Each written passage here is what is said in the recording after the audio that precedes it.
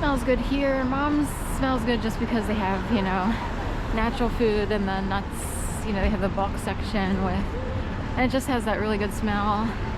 But it's a little bit expensive at times. It depends on what you're getting. So this monstrosity looks like a piranha. So piranha teeth, if you will. That's kind of how it comes across. And this seems to be a design element that's you know, similar to Morgan Lewis all the way up on 23rd and Market.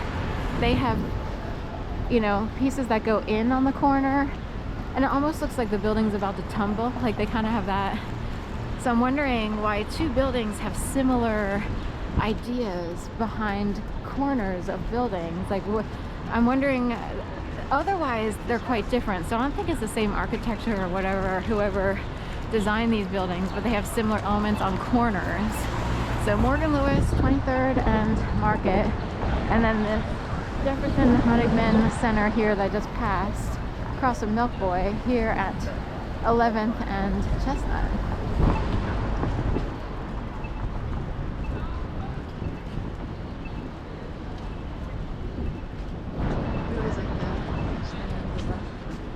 Mers, Michigan, first to 11 with Brooke Surgeoner and the Bandits, right?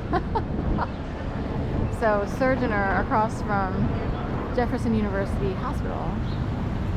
So I think it's coincidence. Guess she hasn't made a BK combo your way. They have a sign, some ads on the TV in there. So I guess maybe there's a surgeon who's also like a singer in a band, or, you know, or part of a band or what have you. So this, you know, I've been in this situation before where I went out to West Philly to see someone at there's a special art center, I forget the name of it now. It's sort of like Studio 54-ish or whatever. Studio 34 maybe.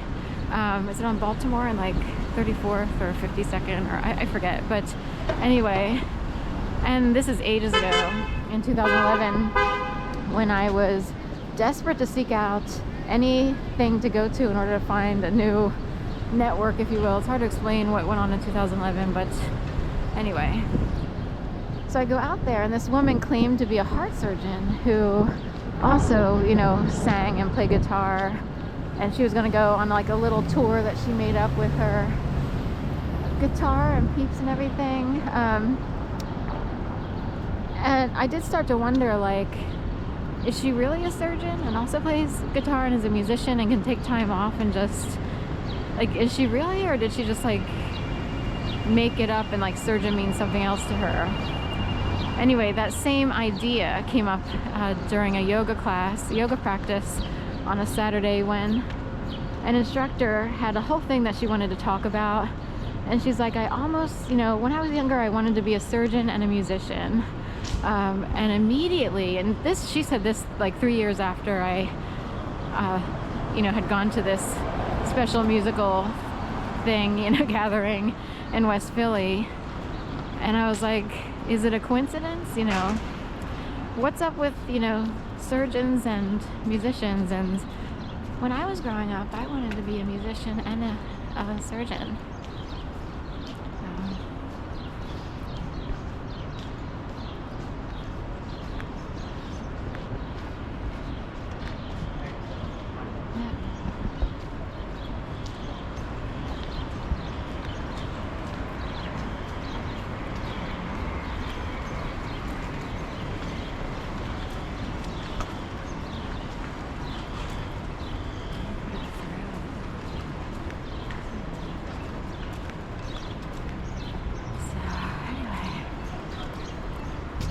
When I was younger, I didn't really think, oh, I want to be this, that, or the other. I don't know why. You know, sometimes people have real problems and their brains are consumed with other things that are going on in their worlds, and it's more about survival than it is about, when I grow up, I want to be this, that, and the other. So oh, Serpico Dream, sorry. Thank you, thanks. So I didn't think anything like, I want to be this, or, you know, little boys, they're kind of told to say, I want to be a fireman, right? You know, or I want to be this, that, or the other. I guess some kids are prepped. Maybe their parents get them on a path or a track if you're privileged enough to be in that position. So you have, you know, a lot of single moms or maybe single dads or parents, you know, and if you have enough money, you can really think about, I need to put my kid on this track, or I think they're really good at this, that, or the other.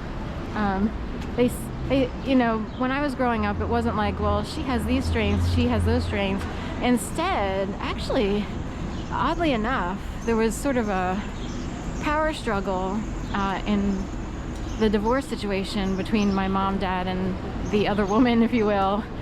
And my parents were divorced when I was 2, and immediately the quote-unquote opposition, if you will, was on the horn saying, well, Sharon needs to be socialized. Sharon's mom needs to put her in school early. So we had a bunch of bullies trying to tell my mom how to handle me. Other people know better, and they would be like, first of all, there's a divorce, so that already messes kids up during the formative years. Not to mention divorce, desegregation, and drugs were all part of the 70s when I grew up. All of these were affecting our communities, you know, and, you know, even though desegregation is supposed to be a positive thing, we were, in the beginning, there were a lot of glitches, a lot of things to work out. So anyway, so but can you imagine losing, you know, your husband leaving you for someone, and then that person having the gall and having no remorse whatsoever about being a little something something, you know what I mean, saying, well, you need, you know, Sharon needs to be put in school. So I wound up in kindergarten very early. Like, some people might have waited 1 year. I have a late birthday, but, you know, I'm walking in there, you know, having come from a household that was disrupted and destabilized by, you know, very negative force.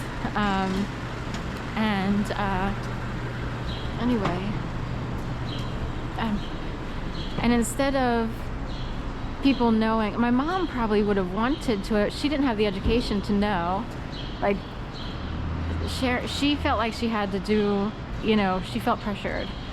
So the ideal thing, and today people know this a little better, particularly privileged people who have had the education, but they would know, well, Sharon tends to be this, that, and the other at this age, you know, it would be a good track for her to strengthen her traits that are showing already, would be put her on this track as opposed to that track.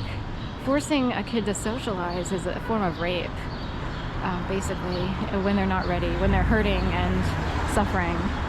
It's almost better, you know, there's forms of socialization that could be positive, you know, throwing a kid in a public school, you know, really quick, and then having people, you know, that's a form of rape.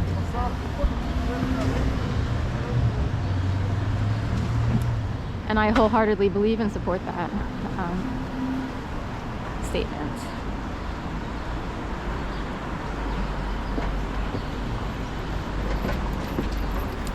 Thank God for the many other solutions these days, you know, to develop kids' strengths as opposed to their quote-unquote perceived weaknesses by others who think